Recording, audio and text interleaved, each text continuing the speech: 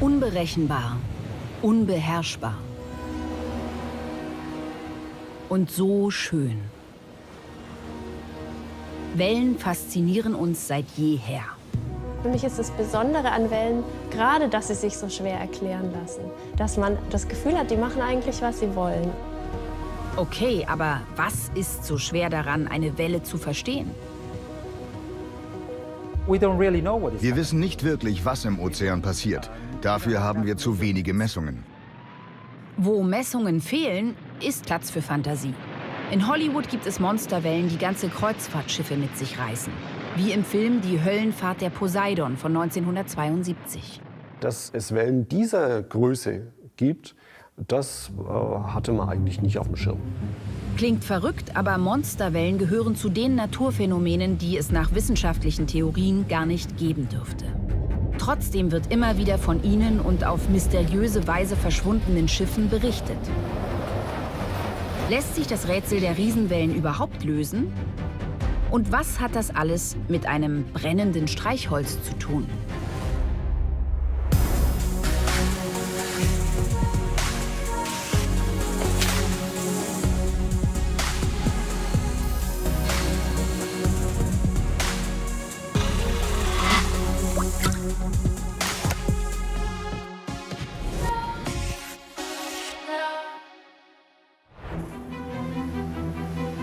Fangen wir mal so an. Dass ein Hollywood-Streifen wie Wolfgang Petersens Film Der Sturm noch ein paar Meter draufpacken würde, um eine Monsterwelle so gefährlich wie möglich wirken zu lassen, ist nicht verwunderlich. Der Film soll zwar auf einer wahren Begebenheit beruhen, doch wie glaubhaft sind diese Geschichten? Es gab ja auch andere Storys von früher. Im Mittelalter, da sprach man ja von Seeungeheuern, die irgendwo herkommen und Schiffe einfangen und in die Tiefe reißen und so weiter. Jahrhundertelang galten Monsterwellen als Seemannsgarn, wie Riesenkraken und andere Meeresungeheuer. Augenzeugen wurden als Spinner abgetan. Sogar wenn es namhafte Kapitäne waren wie er. Jules Dumont d'Urville, ein berühmter Seefahrer und Entdecker, berichtet 1826 von einer 30-Meter-Welle. Und obwohl 3 weitere Seemänner das Erlebte bestätigen, an Land glaubt dem Kapitän niemand. Rund 1,5 Jahrhunderte später, anderes Meer, gleiche Geschichte. Also zu der damaligen Zeit war ich auf einem 10.000 Ladetonnen Schiff.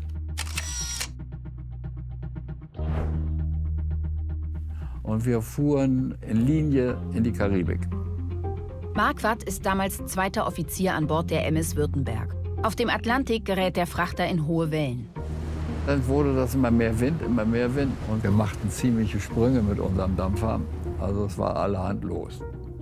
Aber es war alles noch im Bereich des Normalen, sag ich mal. Marquardt steht mit seinem Kapitän neben der Brücke draußen auf der Nock. Und dann passiert es. Das Schiff rollte fürchterlich und ich beugte mich so nach vorne und mit einmal war Ruhe. Und ich dachte, was ist das denn? Der Wind hört doch nicht auf schlagartig auf. Und dann gucke ich so nach Steuerbord so rüber und da kam das Ding an. Also das war wie eine Mauer, schwarz. Oben war so ein kleiner weißer Rand und dann kam das auf uns zu. Eine Monsterwelle. Kurz bevor die schwarze Mauer das Schiff mit voller Wucht trifft, schafft es Marquardt gerade noch rechtzeitig, sich am Peilkompass festzuhalten. Dann wird er kurz ohnmächtig.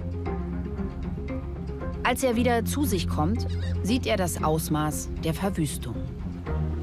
Wir haben einen sagenhaften Schaden gehabt im Schiff. 10 Mercedes hatten wir geladen.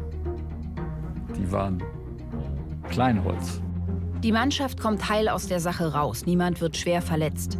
Wie hoch ist so eine Welle, die solch einen Schaden anrichtet? Zwischen 21 und 25, also 23 Meter. Muss es gewesen sein. Ohne Übertreibung, ohne Seemannsgarn. Eine einzelne Welle mitten im Meer, so hoch wie ein 5-stöckiges Wohnhaus? Kein Wunder, dass auf Seiten der Forschung eher Skepsis herrschte bei solchen Schilderungen. Die Wissenschaftler, die haben nur immer ab und zu mal einen Artikel veröffentlicht, in dem bestand, nicht wahr, die Höhen, wovon die Seeleute sprechen, die gibt's gar nicht, kann es nicht geben. Physikalisch und mathematisch unmöglich. Die spinnen, die Seeleute. Das Klischee des Seefahrers, der mal wieder ein bisschen zu tief ins Glas geschaut hat und dann Geschichten erzählt. Es hält sich bis heute, auch durch so populäre Filme wie Fluch der Karibik. Why is the rum always gone? Aber warum sollen Wellen von 20 Metern und mehr eigentlich nur rumgetränkte Spinnerei sein? Um das zu begreifen, müssen wir erst mal verstehen, was Wellen überhaupt sind, wie sie entstehen und ihre Größe erlangen. Entscheidend dabei Wind. Der Wind bläst über eine Wasseroberfläche und er bringt Energie mit. Und er gibt einen Teil der Energie an die Wasseroberfläche ab. Und was macht die Wasseroberfläche damit? Sie macht Wellen. Und die Wellen transportieren die Energie. Wie hoch die Wellen werden, hängt von 3 Faktoren ab. Erstens, wie lange der Wind bläst. Zweitens, wie stark er ist. Und drittens gibt es dann noch den Fetch. Der Fetch, das ist die Länge, die der Wind zur Verfügung hat, um uneingeschränkt auf die Wasseroberfläche zu wirken. Am längsten ist der Fetch zwischen dem 40. und 50. Breitengrad. Kurz vor der Antarktis. Denn hier gibt es kaum Land und Gebirge, die den Wind ablenken oder behindern könnten. Also kann der Wind richtig hohe Wellen erzeugen. 15 Meter? Kein Problem. Aber alles darüber, das beißt sich mit der klassischen Wellentheorie. Anders gesagt, physikalisch sind extreme Wellen vor allem eins: extrem unwahrscheinlich. Die Wahrscheinlichkeit, dass eine Welle einer bestimmten Höhe auftritt, ist Gauss verteilt. Eine Gauss-Verteilung ist eine Kurve, die bei ganz kleinen Wellen sehr unwahrscheinlich ist. Dann gibt es ein Maximum, ein Extremum, das sind vielleicht so Wellen 6, 8 Meter hoch. Und dann geht die Wahrscheinlichkeit wieder runter. Und bei den sehr hohen Wellen, die dann vielleicht eine Höhe haben von 25 Meter, ist die Wahrscheinlichkeit natürlich sehr, sehr klein geworden dann. Und das ist der Grund, warum eigentlich nach dieser Vorstellung, dieser Gauss-Verteilung, tatsächlich diese besonders großen Wellen praktisch nie auftreten. Bei Wellen ist das gar nicht so anders als bei Menschen. Zumindest was die Größe angeht, denn die ist bei uns auch normal verteilt. Frauen sind zum Beispiel im Durchschnitt 1,66 Meter groß in Deutschland. Extrem große oder extrem kleine Frauen sind dagegen sehr, sehr selten. Gerade einmal 0,2% von ihnen sind zum Beispiel größer als 1,85 Meter. Aber Moment mal, was ist denn mit diesen Brechern? In Nazaré in Portugal zum Beispiel gibt es immer wieder Wellen, die mehr als 25 Meter hoch werden. Und zwar so regelmäßig, dass das Fischerdorf zu einem Wallfahrtsort für Big-Wave-Surfer geworden ist. Sollten Wellenwissenschaftler einfach öfter mal Urlaub machen, um so das Rätsel der Monsterwellen zu lösen? Nehmen wir mal an, hier ist der tiefe Ozean und hier unsere Küste.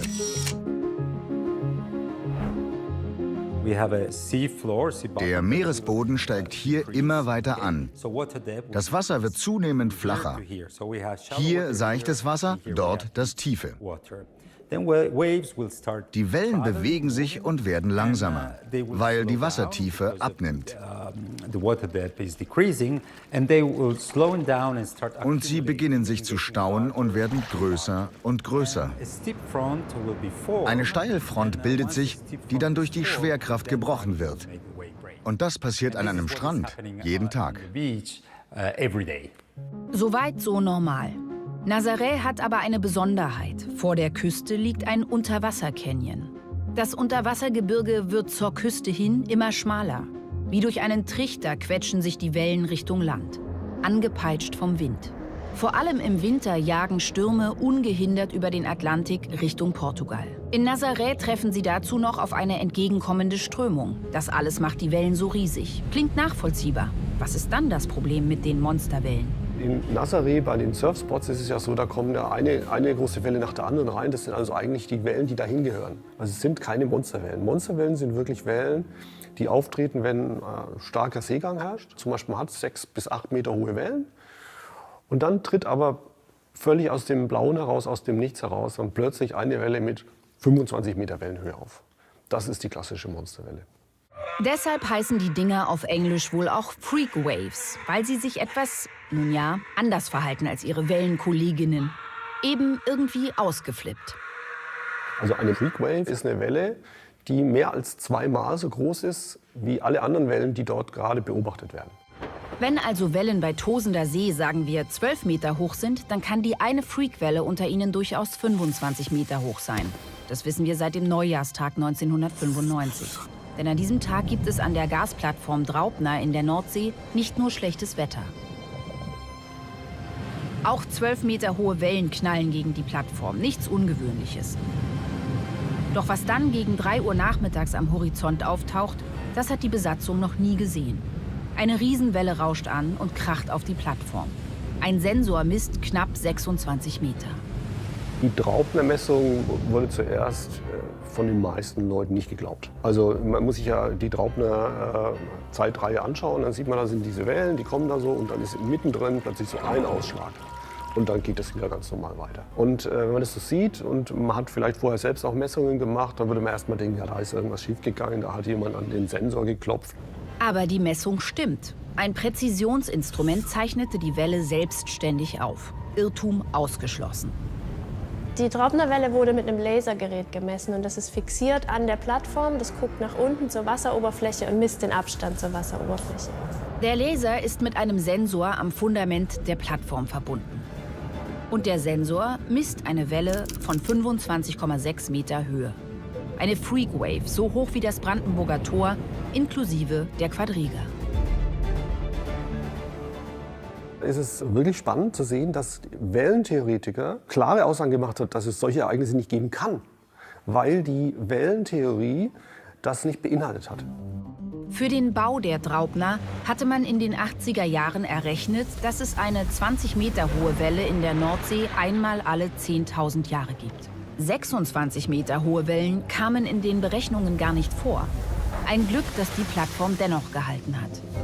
Nach der Draupnerwelle veränderte sich allerdings der Blick der Wissenschaft auf dieses Phänomen völlig. Plötzlich bekamen auch ältere Schiffsunglücke eine Erklärung und die Geschichten über Monsterwellen waren kein Seemannsgarn mehr. Mit den neuen Erkenntnissen lässt sich nachweisen, dass zwischen 1969 und 1994 22 Megafrachter durch Monsterwellen sanken und dabei mehr als 450 Menschen starben. Dazu kommen viele kleinere Schiffe. Der Frachter Camfjord zum Beispiel sinkt 2015 vor Schottland. 8 Seeleute sterben. Die vermutete Ursache? Eine Monsterwelle, die aus dem Nichts auftauchte. Von den Dingern wird man immer überrascht. Da hat man keine Chance, das vorher zu wissen. Und wenn doch? Was, wenn Forschende wüssten, wie, wann und wo diese Monster entstehen? Könnten dann Seeleute gewarnt und so das Schlimmste verhindert werden? Weltweit wird daran geforscht, das Rätsel der Monsterwellen zu lösen. Ein Ansatz, die Auswertung bisheriger Vorfälle. Offenbar gibt es an manchen Orten eine Häufung, etwa am Agulhas-Strom vor Südafrika. Aber warum? Am Agulhas-Strom vor Südafrika hat man schon sehr früh festgestellt, dass Schiffe sehr oft auf unerwartet hohe Wellen treffen. Und man ist schon früh auf die Idee gekommen, dass es damit zusammenhängen könnte, dass da eine starke Strömung vorherrscht, die dort auf die Wellen trifft. Also eine Interaktion zwischen Strömung und Wellen. Und das kann man sich so vorstellen, wenn aus einer Richtung die Strömung kommt und aus der anderen Richtung kommen die Wellen an, dann schiebt praktisch die Strömung die Wellen zusammen. Aber die Energie muss ja dann irgendwo hin und die geht dann in die Höhe. Das heißt, die Wellen werden höher und steiler. Und dann ist auch die Wahrscheinlichkeit für eine Extremwelle gestiegen.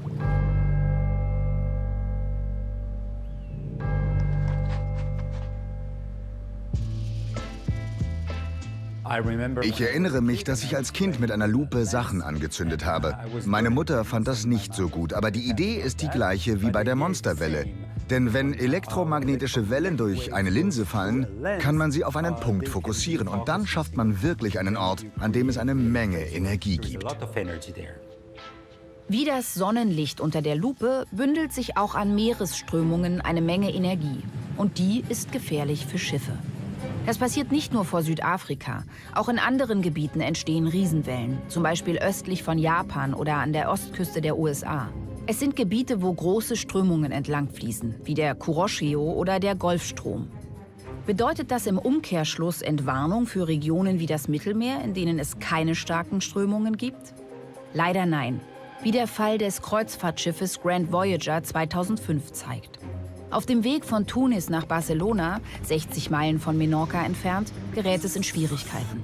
Die Maschinen fallen aus. Das Schiff wird zum Spielball der Wellen. 20 Personen werden verletzt. Erst an Land wird klar, was eigentlich passiert war. Eine Monsterwelle hatte ein Fenster auf der Brücke zerstört. Das Wasser legte die Elektronik lahm. Dadurch war das Schiff eine Zeit lang nicht mehr manövrierfähig. Freakwellen sind unberechenbar. Wie mächtige Monster, voller Kraft und Zerstörungswut.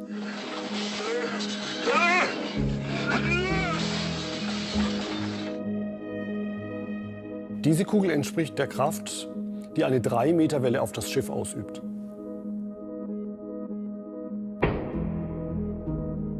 Diese Kugel entspricht der Kraft, die eine 8-Meter-Welle auf das Schiff ausübt.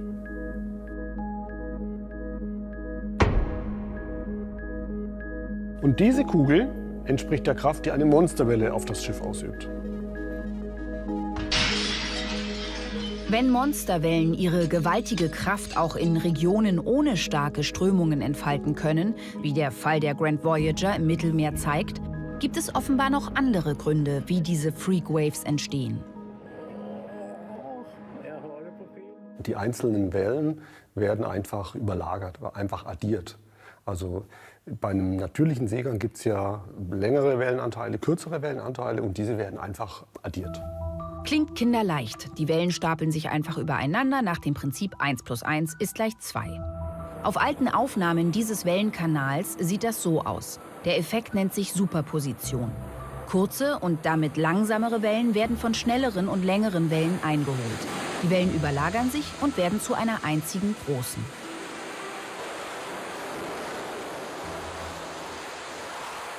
Nur anders als im Kanal bewegen sich die Wellen auf dem Meer viel chaotischer. In einem speziellen, runden Wellenkanal versuchen Forschende, so eine Kreuzsee zu simulieren. Und es klappt. Die Superposition entsteht auch hier. Mehrere Wellen wachsen vor allem dann zu Monsterwellen an, wenn sie in einem Winkel zwischen 60 und 120 Grad aufeinandertreffen. Die Theorie der Superposition, also einer Überlagerung, gibt Anlass zur Entwarnung für die Seefahrt. Denn nach ihr sind Monsterwellen normal verteilt. Und das heißt, wir erinnern uns, extrem selten. An dieser Stelle könnten wir schlussfolgern, keine Panik vor Monsterwellen fernab von großen Strömungen. Das Problem? Es gibt da noch andere Daten. Wir haben in unserem Projekt herausgefunden, in unseren Messungen, dass es Orte gibt, an denen Extremwellen noch häufiger sind, als man sie nach dem reinen Zufall erwarten würde. Das heißt, hier reicht die lineare Superposition nicht aus, um dieses häufige Auftreten von Extremwellen zu erklären. Aha, also leider noch keine Entwarnung. Tatsächlich würde das auch zu den Zahlen von Schiffsunglücken durch Monsterwellen passen. Aber dann müsste es noch eine weitere, ganz andere Theorie zur Entstehung von Freakwaves geben. Vielleicht kann uns dieses kleine Seemännchen dabei helfen. Dafür wird es in einen Wellenkanal gesetzt. Er ist fast 20 Meter lang. Am einen Ende befindet sich eine Klappe, die Wellen generiert. Am anderen Ende ist ein Strand, der dann die Wellen, die dort ankommen, absorbiert, dass man sozusagen nur Ausbreitung in eine Richtung hat. Und dann haben wir erstmal regelhafte Wellen generiert. Also die Klappe bewegt sich regelhaft und es wird eine periodische Welle abgestrahlt. So weit, so gut. Klappt alles genauso wie beschrieben. Die Klappe macht schöne, gleichmäßige Wellen in regelmäßigen Abständen. Doch dann ändern die Forschenden die Frequenz. Und wie durch Zauberhand entsteht plötzlich ganz hinten eine 3-mal so große Monsterwelle. Konnten also beobachten, dass aus einem gleichmäßigen Wellenfeld heraus sich an einer Stelle eine Monsterwelle aufbaut und dann auch wieder verschwindet. Blöd für unser Seemännchen und gar nicht so leicht zu erklären, denn It's magic. It's a kind of magic. und da die Magie eine wissenschaftliche ist, hat sie auch einen sehr wissenschaftlichen Namen: Modulationsinstabilität. Da geht es darum, man hat einen monochromatischen Wellenzug. Das heißt, alle Wellen, die reinkommen, sehen gleich aus. Die sind sehr gleichförmig und wandern los. Und wenn man die dann von der Seite sozusagen reizt, dann passiert was in diesem Wellenzug. Dann bilden sich in dem Zug Wellengruppen. Und es kann passieren, dass sich innerhalb dieser Gruppe eine Welle ausbildet, die deutlich höher wird als dieser reinkommende Wellenzug, bis zu 3-mal so hoch. Was hier passiert, lässt sich am besten mit einer Art Diebstahl beschreiben. Come on, hand it over.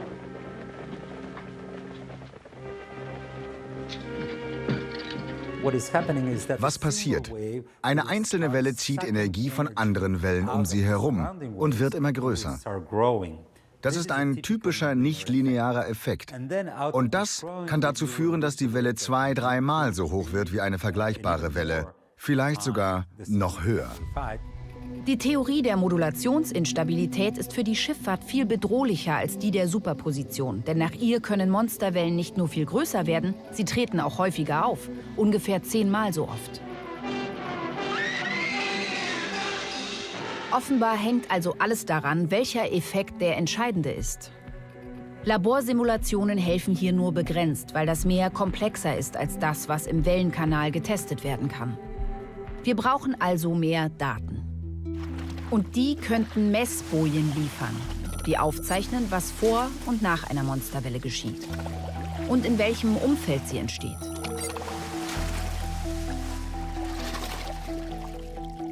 Doch diese Daten haben wir leider nicht.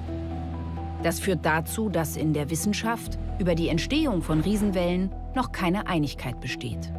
Aus dem, was ich ausgewertet habe an Messungen, bin ich eigentlich der Meinung, dass die lineare Superposition die hauptsächliche Ursache ist für Extremwellen. Also bei den richtig großen Monsterwellen, die so 30 Meter Höhe haben, also da habe ich keinen Zweifel, dass da nichtlineare Effekte dominieren. Früher war ich davon überzeugt, dass die nichtlinearen Mechanismen entscheidend sind. Heute bin ich älter und vielleicht klüger und begreife, dass es nicht nur einen Mechanismus gibt.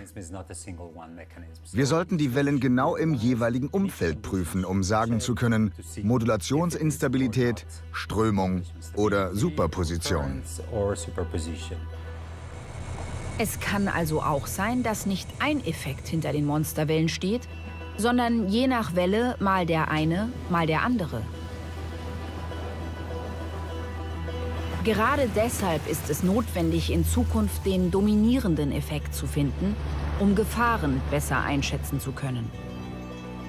So wie 2002 im Atlantik, als der Öltanker Prestige auseinanderbricht und eine riesige Naturkatastrophe an den Küsten Spaniens und Frankreichs verursacht. Experten glauben, dass eine Monsterwelle das Schiff beschädigt hat. Gerade bei älteren Frachtern kann die Kraft einer solchen Welle verheerend sein. Die Schiffsrümpfe, die Schiffsfestigkeit ist heute auf einem Maß, das man nicht mehr vergleichen kann mit dem Zustand von vor 50 Jahren. Also Schiffe werden in der Regel nicht auseinanderbrechen. Ein Restrisiko bleibt aber. Große Schiffe sind ja über 400 Meter lang, über 50 Meter breit. Das ist deutlich größer als eine Monsterwelle. Bei kleinen Schiffen können Monsterwellen schon Probleme hervorrufen. Moderne Frachter sind also gegenüber kleineren und älteren Kähnen klar im Vorteil. Allerdings heißt groß und neu nicht automatisch sicher. Nehmen wir mal ein Kreuzfahrtschiff. Man geht ja bei so einem Kreuzfahrer von einer gewissen Wellenhöhe aus, die man ohne weiteres überstehen kann. Ich sage mal zwischen 6 und 8 Meter oder so. Das heißt, das erste Deck liegt ziemlich hoch. Und da fangen ja die Scheiben an, die großen, schönen Panoramascheiben. Wenn aber so ein Monster kommt, der das Doppelte an Höhe hat und dann die Tonnen an Wasser, die dann auf die Fenster krachen. Also ich kann mir nicht vorstellen, dass das ein Kreuzfahrer aushalten kann. So wie bei dem Kreuzfahrtschiff Louis Majesty im März 2010 vor Spanien im Mittelmeer. Es wird gerade Kaffee und Kuchen serviert, als plötzlich 3 10 Meter hohe Wellen auf das Schiff knallen. Die Panoramafenster bersten, 2 Passagiere sterben. Im Internet kursiert später ein Amateurvideo, das einen subjektiven Eindruck der Katastrophe liefert. Könnte Technik helfen? Lassen sich mit Wellenradars Monsterwellen individuell für jedes Schiff vorhersagen? Die Schiffsradars beobachten Quadratseemeilen um das Schiff oder um die Plattform herum. Daraus wird dann der Seegangszustand mit Computermodellen rekonstruiert und dann mit den Computermodellen in die Zukunft gerechnet. Das ist ähnlich wie bei der Wettervorhersage. Für diese Vorhersage ist es wichtig, die Entstehung von Monsterwellen noch besser zu verstehen. Denn der Radar muss sowohl lineare als auch nichtlineare Monsterwellen vorhersehen können. 5 bis 10 Minuten im Voraus könnte er Kapitäne vor möglichen Monsterwellen warnen. Es ist nicht viel, unter Umständen aber genug.